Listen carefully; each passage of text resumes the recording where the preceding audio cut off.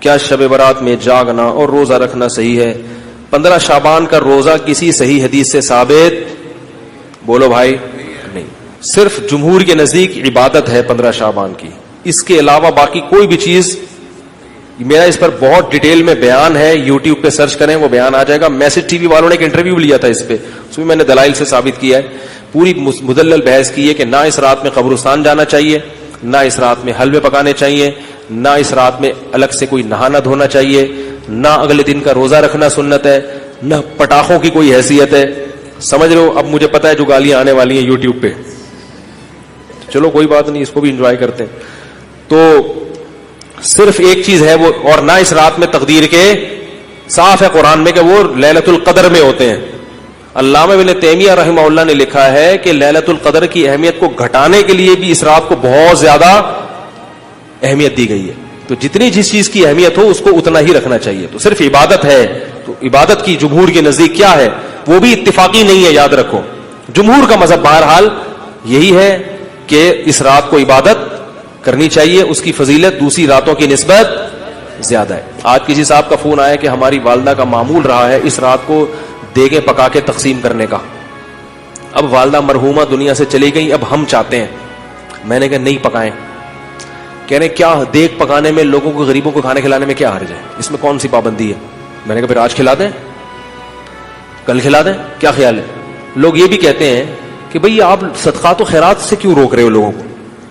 بھئی صدقات و خیرات، جیسے لوگ کہتے ہیں نا بکرے کے صدقے میں کیا خرابی ہے. ابھی پھر کوئی صاحب مجھ سے الجھ گئے کہ آپ کیوں کہتے ہو صدقے کا بکرا بدعت ہے؟ اگر کوئی بکرا کھلا رہا ہے تو کیا خرابی ہے؟ میں نے کہا سوال پیدا ہوتا ہے، جب غریب آدمی کو بکرے کے پیسوں میں زیادہ دلچسپی ہے تو آپ کو کیا تکلیف ہے کہ آپ اس کو بکرا کھلائیں؟ اس کا مطلب آپ بکرے کو کیا سمجھ رہے ہو؟ الگ سے کوئی فضیلت سمجھ رہے ہو بکرے میں. تو شریعت میں جس چیز کی الگ سے کوئی فضیلت نہ ہو اس کو الگ سے پروٹوکول دینا یہ بدعت ہے یا نہیں ہے؟ غریب آدمی کو کہہ رہے یار 20,000 کا بکرا لے کے دے دیا تم نے مجھے، تو مجھے 20,000 روپے دے دیتے. اگر آپ کہتے ہیں اس کے کھانے کی حاجت ہے تو راشن ڈلوا دو.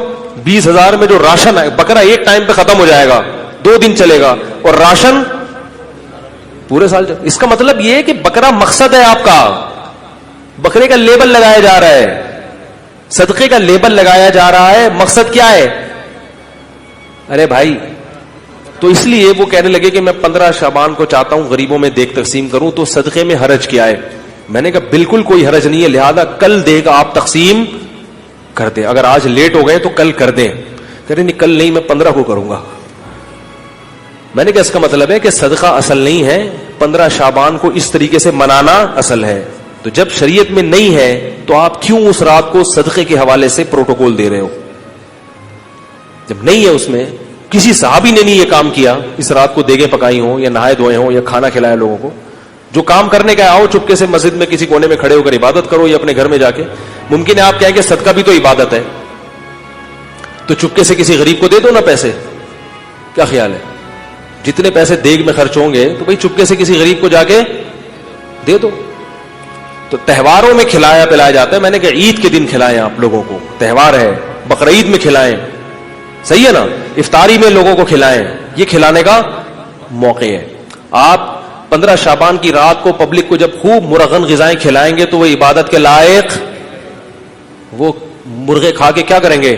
ٹن ہو جائیں گے، سو جائیں گے. تو یہ ہے.